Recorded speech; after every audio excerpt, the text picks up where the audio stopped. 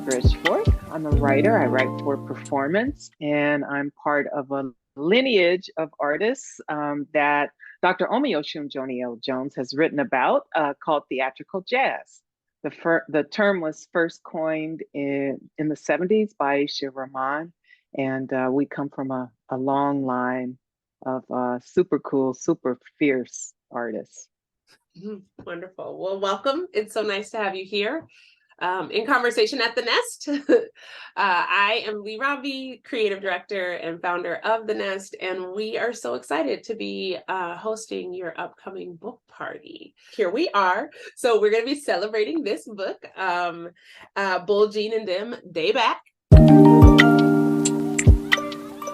What do you get when you pick up this book? It's got a lineage of its own. Thank you. I love that question. The book, in the book are two performance novels. One is The Bull Jean Stories, which was originally published in 1998 by Redbone Press and is republished here as a companion piece with a new Bull Jean piece called Bull Jean We Wake. And I feel like The Bull Jean Stories is blues, Bull Jean We Wake is jazz, and connecting and in between them is prayers. Bull Jean is a Black Southern butch lesbian ancestor who has come with her crew of living and dead folks, of spirits and entities that have been shaped by love, by the might of prayers and willful survival strategies and possibilities. And so in the first piece, the Bull Jean Stories, Bull Jean is actually working through her own life lesson, which was to learn to love herself and to release her tendency to move towards unrequited love. And so she does learn that life lesson by the end of that book. In Bull Jean We Wake, I feel like Bull Jean and all that are there are actually, they show up to help the narrator be able to hold love and grief and loss and possibility and joy and power. What was it like to come back to this wild crew of characters after a couple of decades away from them?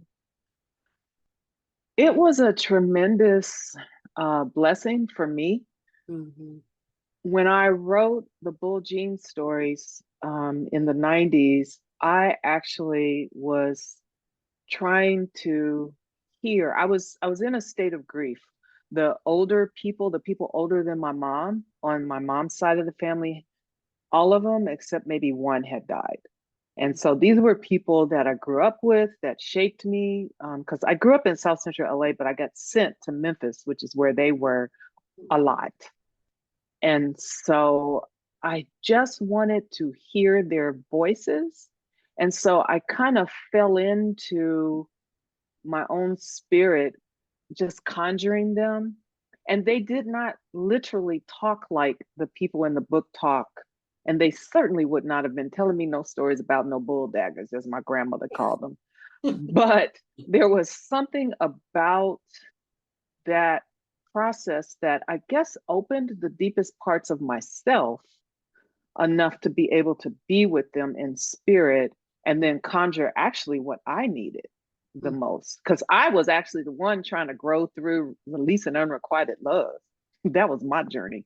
And so the first one really grounded me in my writer's voice, which I am a theatrical jazz writer and artist, but my heart voice is a blues voice. And so for me, the making of the jazz is a strong blues pulse. Mm-hmm. And so they landed me in my writer's voice. And then I couldn't for the life of me get Bull Jean to talk anymore. I really wanted for all those years to write another Bull Jean piece, and I just couldn't.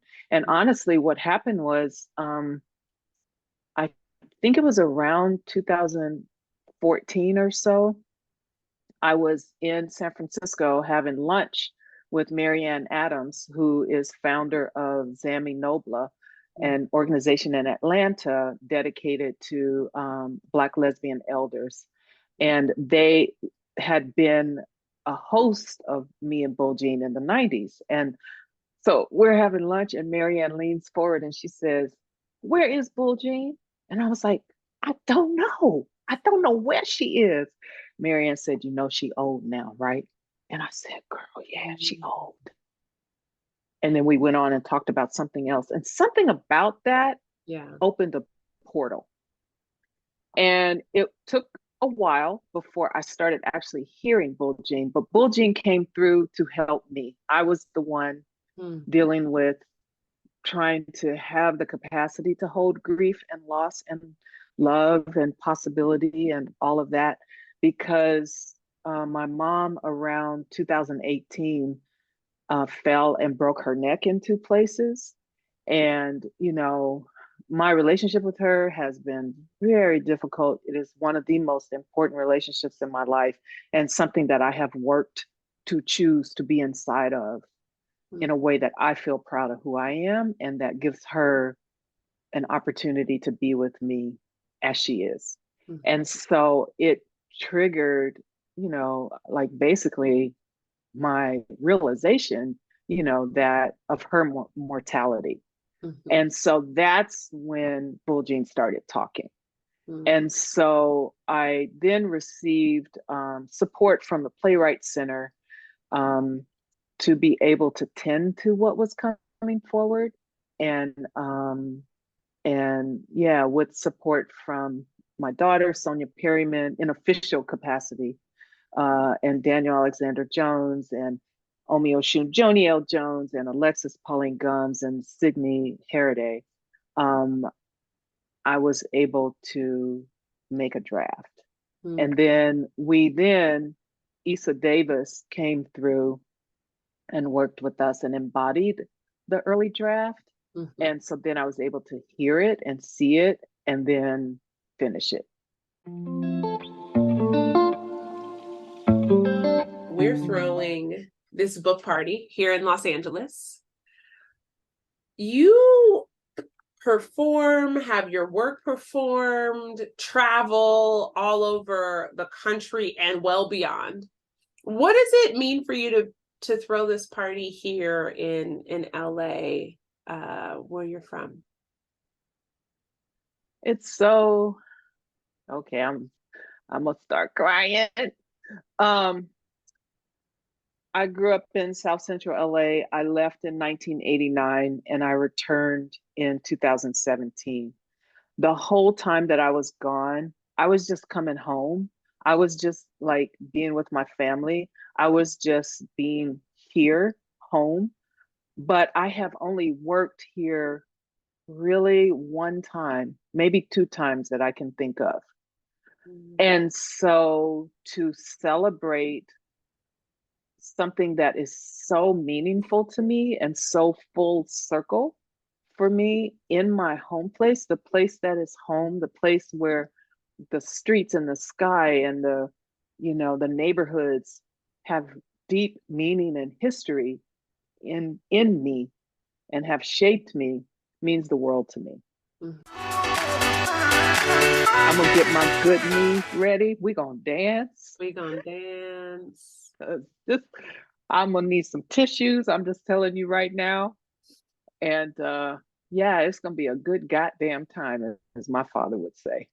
Absolutely it is. Absolutely it is. Because not only do we get the joy of, we'll hear you share some pieces from the book itself, not only will we be an amazing company because you always call in amazing company, but we'll also get to hear you be in conversation some with Daniel Alexander Jones, and both in his scholarship as well as in his deep friendship, familyship with you. I know that that's also going to be really powerful. So I'm It's really gonna be fabulous. Yeah. yeah. Yeah, he's my soul brother. Yeah. I invite everyone that can to come just as they are,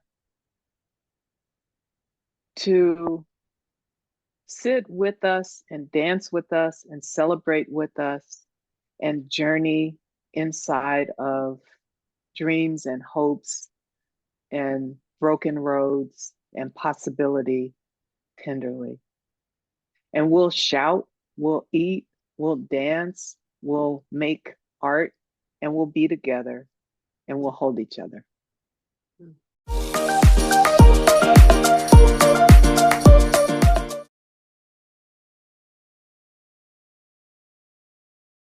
Have to say, you were in junior high. Somewhere I have a film, and you're in it. You're in about junior high school. Your mom is saying the words, and she's doing your hair. Do you remember that? I can't remember even That which. would that have Was been it? Fences? Or it's like No, something, you were it's in not something I wrote. for I think it may be called Sepia's Blues or either oh wow. something like that. But anyway, one day I'll find it, and Ah. it's in the storage unit. I will find it and show it to you.